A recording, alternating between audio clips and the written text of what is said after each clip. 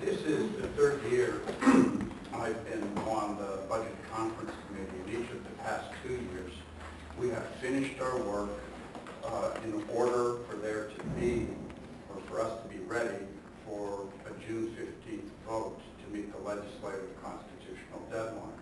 And this year, we had basically done our work and were prepared to act by that deadline, but we deferred to the leadership process to see if they could finish their negotiations in time for us to incorporate their agreements into the conference committee budget. They did not, and that is why we moved ahead today. And I think the budget we adopted is balanced in every way. It's balanced in dollars, it's balanced in cuts and protections, and it really drives down the middle of a difficult situation, taking into account the different viewpoints and different needs of the people of California, and it's a good budget given the realities of the situation. There are a few key points to make about the specifics of the budget. That the reserve in the budget is the equivalent of the governor's in the May revise. That's very significant. It's over $2 billion. And if you look at what Senator Ducheny said, we were given the bill for prison health since the May revise, and we incorporated that in. We also had a number of other things that were new developments. The unclaimed property decision by the courts, we incorporated that in. So if you look at all the additional developments in the budget, we have that $2 billion reserve and resolved or dealt with each of those things that is constant and 15.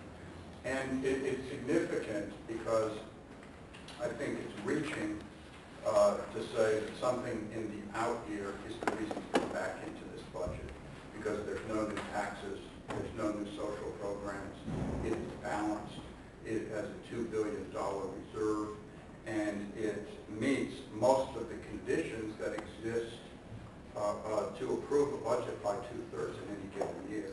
So I think we have done over $1 billion of cuts we did not want to do. And we did restorations that are only a partial amount there within the financial realities and preserving the same reserve that the government had.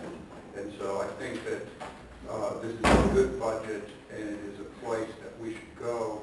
And if the other significant thing to note is, I know the discussion occasionally is convoluted about school funding because it is a difficult process to understand.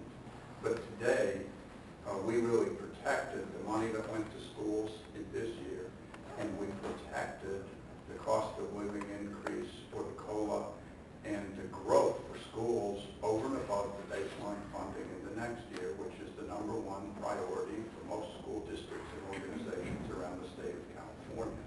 And that is a very significant thing